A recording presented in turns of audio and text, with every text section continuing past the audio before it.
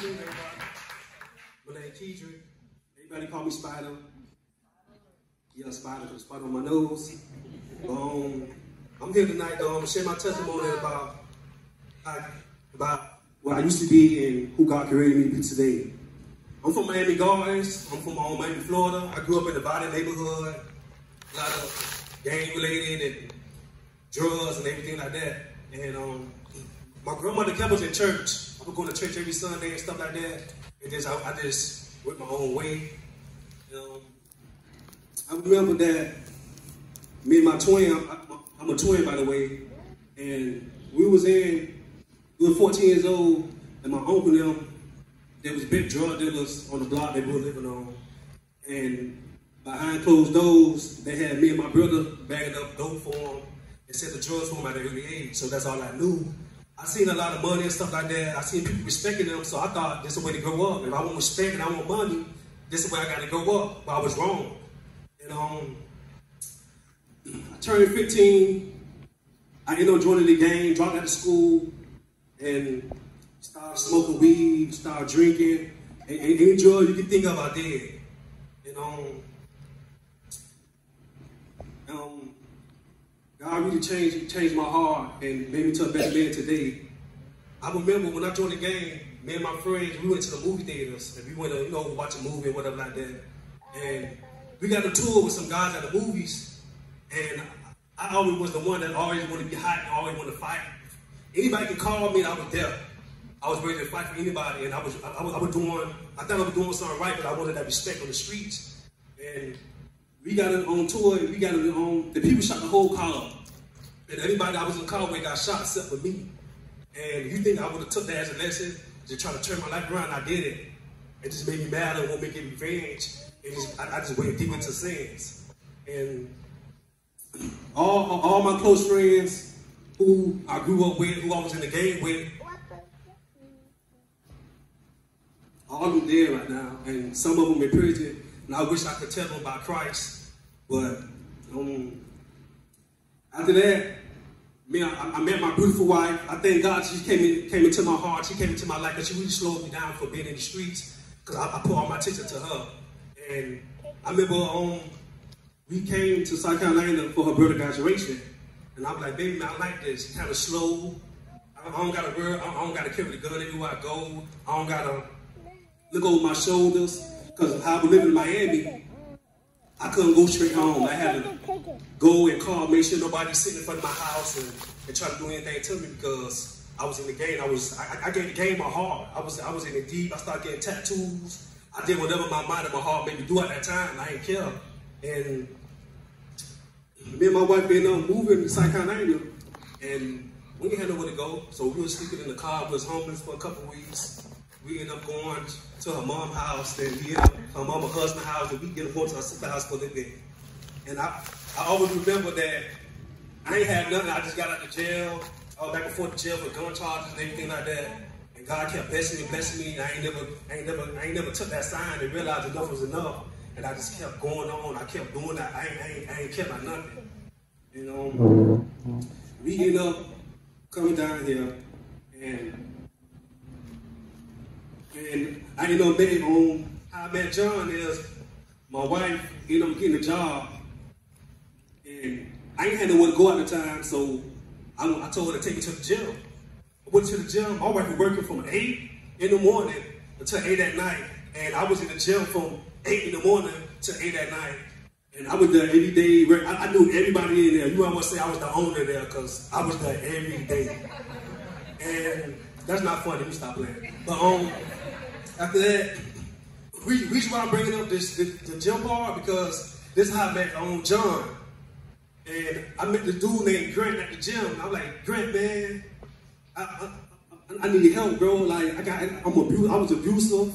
I was angry. Like anything. You can look at me, I'm ready to fight. I'm ready to knock somebody's head off, because I ain't had God in me. I was lost. I was confused. The streets in the game told me a lot. They took me in, and they showed me the type of love that they was like the love for them, but it was wrong. And Grant said, well, my church, they gonna judge you, bro, to the way you look. But he said, I know a church that ain't gonna judge you. They gonna accept you as you are. He like, I know a church name. I know a church called North Palm, and I'm gonna give you this number. His name Brother John. You call him, and he gonna come get you if you don't got to ride. So I called John, and I'm like, John, my name Kedrick. I need the church. I'm from Miami. I just moved up here, and John came to pick me up. My wife was working on Sundays. She was working on Sundays. John picked me up.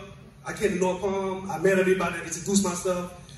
And that was the best feeling I ever had in my life. Because I ain't been to church in years since I was a little kid. And that was the best feeling I ever felt. I wanted to get my life to God. I wanted to change. And at the same time, me and my wife were going back and forth to Miami because, you know, I got family down in Miami. I got 2 little girls down there in Miami. And me and my wife went down to the division one day. And we got pulled over by U.S. Marshals. I didn't know they were looking for me. They were looking for me. And I went to jail for homicide. They said I tried to kill someone, and I couldn't get out of the situation. That's when I really turned my life over and focus on God. Now, at that time, I got baptized. John baptized me. I got baptized. Hallelujah. Thank you, John, for that, man. John baptized me. God touched my heart. God opened the eyes of my heart and made me realize what life really is with Him. And I was living the wrong way, and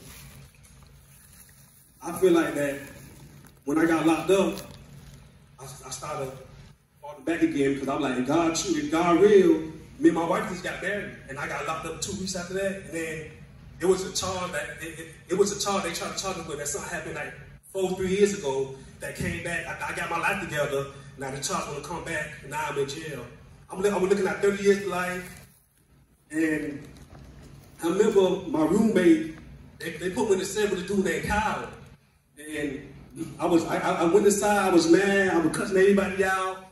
I was like, man, I'm going back to the streets, I'm going back to the game, man, because it was a God, why God doing this to me right now.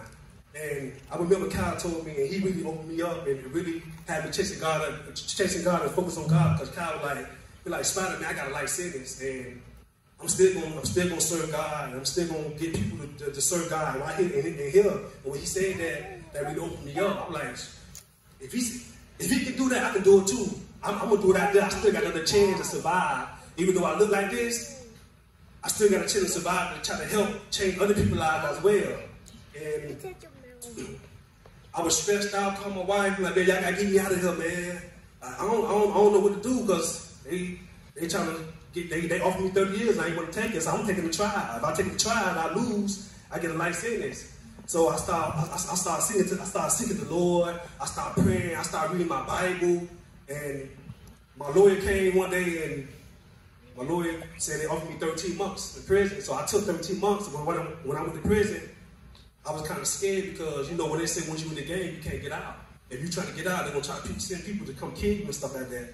So I was scared for that. So on my way before I went to prison, I was telling Kyle, like, Kyle, man, I'm kind of scared, man, because I don't want to tell him, I don't want to be in the game no more, but I just want to pray to God right now. Pray with me, man. They send me to a private camp with no violence, no gang related, because every prison it's bad. It's worse than the streets. So me and Kyle prayed and everything like that. I prayed. I'm like, God, if you real, send me to a private camp. And I woke up that morning. They came. I'm sitting on my at the time we had tablets, so I'm watching a movie. I'm relaxing. They came knocked on my cell and told me that, oh, we're doing prison run. So now I'm shaking, I'm nervous. I'm like, dang, I don't know what to do. So I told Kyle, I said, man, I'm gonna fake it. I'm gonna tell these people I'm in the game, even though I don't want to do it. But I'm gonna tell them I'm in the game so I can make it at home, safe to my family. If I tell them no, they're gonna try to do something bad to me. So they ended up coming to get me. And when I got there, I was with the gang members for a little bit. Then one day I got tired, man. And I sat down in my room, I'm crying, snotty nose, everything. And I'm telling God, say, Lord, if you real, show me a sign and let me have the heart and the power to go out and tell the people who in the game that I don't want to be in no more. And whatever happened, it happened. I just know I'm with you and I know you're with me. And I woke up that morning, he gave me a string of power and I did it. I was scared, but I still did it. I went to the rec yard, I told everybody, I didn't want to be in the game no more, man. And I knew God was with me because anybody do nothing to me. Everybody respect that. And the people see me in the hallways and stuff like that. They were telling me like, hey man, you did a powerful move, man. I'm thinking about doing the same thing. And I was in church. I was in church ever since I ended up moving. I was in a bad dorm. I ended up moving to a faith-based dorm with another Christian and stuff like that. We go to church. I'm getting my testimony and stuff like that. And I just want to, I thank God He came into my heart, man. He opened the eyes of my heart. He really changed me to the better man I am today. God made me a better husband to my wife, a better father to my kids. And I just, I thank John. Thank you, John, for giving me the opportunity to share my testimonies, and everything like that. And I just want to say, man, if you got any friends out there that's gang related or doing drugs, man, that's not, they make your friends. You need to be around the type of people, man, because the streets ain't no joke. They lied to me. They had me brainwashed, and they really took me to go to prison to learn that. I know my grandma always used to tell me stuff like that. I always had my mom and my dad in my life as well. But I just thank God He can change me, man. I'm on fire with the Lord. I'm chasing God. I ain't never stopping. I ain't finna let nobody bring me down no more. And hey, we can chase God together, man. We can do it together, man. You know, we can help each other out. And I just look like this, man, but I look like this for a reason, man, because I'm trying to help other people who going in the game and who in the streets. I'm trying to help them change their life before it's too late, because everybody don't get no chance. I'm just happy I got a chance to survive, because to be real, I ain't even to be here right now. And I just want to say thank y'all for listening, and God bless y'all.